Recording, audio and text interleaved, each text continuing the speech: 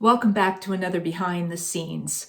Today I continue to take up questions. If you're enjoying my channel, if you're enjoying some of this alternate content, I always appreciate if you hit like and subscribe if you would like to see more of my content. I have a question here from Catherine Bella Rose, who says, could you address the different areas of putting a play on the stage, what it takes to put a play together, including how the play is financed?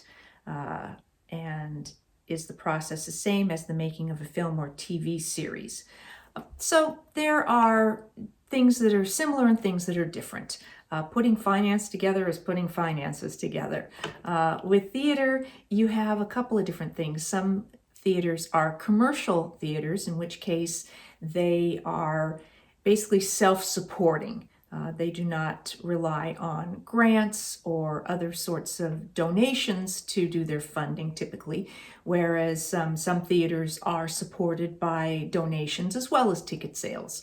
Often theaters have sponsorship regardless. So I worked predominantly in commercial theaters, so we always relied on shows entertaining the audiences and them being willing to put out money for that ticket. So with film, you're pretty much raising funds, and most of the time that is done through various financial means. It's people investing in it. It might have, banks might do a certain amount of investing on some level, or they might provide funds that later get repaid. The financing in general is meant to be repaid. So that will be further down the line with a film, whereas theater, ticket sales are ticket sales. So you're not really waiting so much to see whether or not the show broke even. As far as the theaters I've been involved with behind the scenes, I'm obviously familiar with it from a broader scope because of working behind the scenes as well as being a performer. If I'm a performer, basically I'm hired for whatever the show is. I learn my role, I come in, I go through the rehearsal process, and we do the show. When I'm working behind the scenes as a writer or director, and I have frequently worked, particularly with the theater in Canada, I was behind the scenes and not on the stage. When I worked with the theater company in Texas, sometimes I was on stage, sometimes I directed a show that I was also in, but mostly I was behind the scenes and wrote and directed. Sometimes just directed, sometimes just wrote. So those are a little different. So it all starts with the script, whether that is an existing script. For instance, productions when I do something like Hello Dolly or Love Letters or Cinderella, Annie Get Your Gun, any of those types of shows, existing scripts. In which case the producers have gone about finding out who owns the rights to it. A lot of times there are companies that represent any number of shows, and they then take care of gathering the royalties and passing those along to whoever it is that those royalties would go to. So royalties are paid for the rights to the show, for however many performances it is, and depending on, there's different tiers to theater. So depending on the size of the house, how many tickets can be sold, and it may also have to do with what the ticket prices are, those will determine what the royalties are. So clearly you can't expect the same royalties from a theater that might have 150 seats as a theater that has potentially 3,000 or 3,500 seats. So they tier it accordingly. The other way that shows are determined in terms of a script is if it is an original script, which I've dealt with quite a lot. The theater company in Canada was a commercial dinner theater, and we produced 5 original shows a year. The music was not original, but all of the scripts were. So we would take a music genre. For instance, the very first one that I wrote was like a country show. So the music was country music from over the eras, and then the script was original. So a lot of shows I've done like that, or we might do a spoof of Camelot with British invasion music. So the music became part of the hook that we promoted. So spoofs were always good because it gave an audience a degree of familiarity. And Then the music, if we knew what kinds of music they liked. British Invasion was big, 50s and 60s was big. Country, we usually did one country show a year. So those were a lot of the things that determined what the script was going to be. So in choosing a script, you have to know your audience. What is your audience going to show up to watch? There's no point doing what we were doing and then thinking you're going to suddenly do a Shakespeare play for that audience. They are familiar with the kind of content that we're doing, and they might not show up for a Shakespeare show. Whereas if it is a Shakespeare company and you suddenly throw in some silly little comedy farce, those people might think, oh, well, this isn't what I am getting a subscription to. So know your audience. What are they going to show up to? Being involved as an artistic director or part of the artistic team, as I was with a couple of those theaters, when we start talking about what shows are going to happen, that's a combination of shows being proposed and having to then go by whatever the board is or the producer. So various different people have input about what those shows are going to be. So those are all part of the decision process. Other theaters that I worked in doing dinner theater, did a lot of dinner theater in Canada as well as like as an actor. So I worked with a company called Stage West up there, and they typically would do lightweight shows, typically not like really heavy dramas, and they might do some musicals and stuff. I did some musicals for them, and I did a couple of other non-musical shows. They would rely on hiring television or film personalities, so that was part of how they sold tickets. So for instance, I did a show called Social Security with Anson Williams, so the two of us were sort of the draw to buy tickets, even if people weren't necessarily familiar with the show. So there are theaters all over, as you're familiar with Richard Thomas doing To Kill a Mockingbird. So things like that are part of the process of putting something together. What's the right vehicle and who are the right actors? With the dinner theater that I worked at, it was not a union show per se.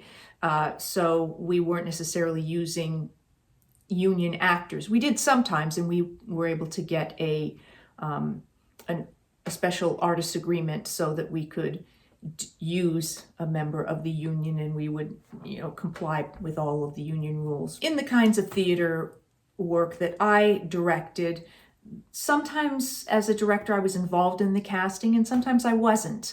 When I would go into Texas, that theater hired a lot of university students who were majoring in theater, in musical theater, and in various different things like that. And so this was sort of a summer program for them to get credits for their resume, to have an opportunity to do shows, to work in a professional environment with professional directors. And so it was an experience for them. So they would come in for the summer and they would do 5 or 6 shows during the summer. Therefore, the producer had done all of those auditions mostly in New York, and he had hired an ensemble for the season. So then he would know what shows were on the calendar for the summer. So he might, as he was casting, go, oh, this person would be good to play that role, and this person would be good for that role. So he made sure that he had people who could cover the various different roles. But I was not present for the auditions, and so when I came in to direct, whether it was a show I wrote or just a show that I was directing, I could cast from within the ensemble, and oftentimes he would say, oh, this is the person that I think is going to be really good for this role. So it was a combination. So certain roles might be set, and others then I would just get to know them. I'd have them come in and sort of do a little mini audition process, and so that I could tell how best to utilize those performers, who were the strongest singers, who were the best dancers, because they were musicals. So we had to deal with that combination. If a role really demanded dance, we had to make sure we cast one of our strong dancers. If it had a lot of singing requirements, make sure that we could cover that. Because quite often with an ensemble in the kind of theaters that I worked in, not everybody was a full-on triple threat. Not everybody was a great actor, great singer, great dancer. Sometimes they were, good actors and strong singers, but not as strong dancers, or they were a strong actor and a strong dancer, but not as strong a singer.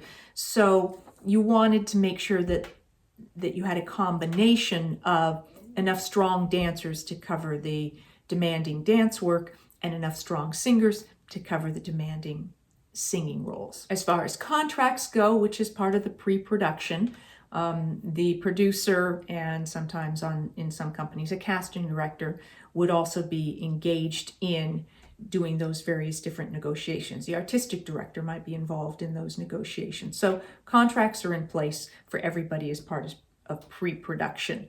Other elements of pre-production, for me in directing, there's aspects of what sort of sets are we going to need, what sort of costume, what's going to be the look of the show, so that the technical personnel can get busy on that. So you start going through the script and determining things that can and need to be decided in advance. So look of the show, what kind of set are you looking for? If there's any tricky sort of props that are going to need to be sourced. A lot of times that just happens more in the rehearsal period, the whole thing with props.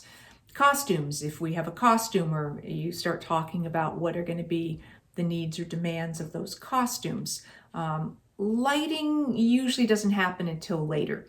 But then for me, I figure out a lot of what I'm going to want to do with the show, get familiar with the music, probably have a chat with the music director and also the choreographer in advance, and just do that sort of preparation before we arrive for first day of rehearsal. For rehearsals, various different spaces might be used. If the theater you're going to be performing in is available, that's great. And sometimes theaters have rehearsal spaces, so you might use those rehearsal spaces. Sometimes some other space needs to be found, and that'll be up to the producer to locate where rehearsals can be held. And then the first thing I always do is basically table read. I want to hear the script. I want to know who the actors are once I've got the casting done, and just hear it, kind of see where people are coming from, and let everybody else hear what's happening with the show. Then if I'm doing musicals, then it starts breaking down into the different departments. So the music director will be given a certain amount of time once we know who's going to be singing what. He's going to take time to get with all of the singers, so to make sure they know their solos and to teach any harmonies. So the music director will decide how he's going to put those harmonies together, and he will teach the harmonies to the singers. Plus, if you have any musicians, the music director is going to work with any additional musicians, which is going to be separate initially from working with the actors. He's going to have music rehearsals, and then there's rehearsals with singers, and those happen separately. Choreographer is going to be given time once you sort of know what is needed for each musical number. First of all, you have to know who's singing it and who's in it. So that has to happen before the choreographer can start staging numbers, unless you know it's an all hands, everybody's going to be in this number. So the choreographer knows, and they know who's doing what leads, and then you can start staging and choreographing those numbers. For me, I start at the beginning of the show, and I start what we call blocking or staging the show. So I will, pull the actors who are in a given scene, and I will put them up on the stage and start figuring out where those actors are going to be, where their entrances are going to come from, where they're going to stand for different things. So it's not immediately getting into heavy performance aspects. It's just finding the staging, finding the movement at that point, and seeing how it works, and seeing what the actors are comfortable with. I will usually let the actors, kind of come in, and I might give them entrances, and then sort of let them go with the scene. They'll have the script in hand at this point, and they'll start moving around. And the one thing I've tended to find is that they'll be great at first, and then inevitably actors end up in a line sort of talking to each other, and everybody ends up down and in a line. At which point I start, okay, let's back up and let's change this, because we don't want all the actors standing in a line for the whole scene. So I'll start putting it together in that way and creating pictures that make sense and movement that's motivated by the characters, but also keeps it from being too stagnant. So nobody, unless there's a reason for it, nobody just stands in one place. We don't bring the people in and have them stand in one spot for the entire scene, because scenes in plays tend to be longer than scenes on TV. So you have to create a sense of life within those scenes. You also are trying to approximate if there's going to be different levels. Maybe there's going to be a set of stairs and you don't have those yet. So you'll tape those off so that actors know, oh, you need to be in front of the stairs or you're going to go up on the stairs. And that becomes very important for choreography too, to tape out the space that the actors and dancers are going to have to work in. Usually you want temporary pieces of furniture, if there's going to be furniture to deal with, again, so that the actors can get used to what they're going to be dealing with. Or you start deciding, hey, it would be great to have a little table there. So then it becomes a set note. Hey, let's make a note. Let's tell the crew that we would like to have some sort of a table. So you start getting an idea of that, or additional props that you'd like. So it sort of builds in that sense as you are moving along and beginning to live within the show. That's what I have for you for part 1 of putting it together, in a behind the scenes look at putting a stage production together. I'll be back very soon with part 2 of putting it together. See you then. Thanks for watching.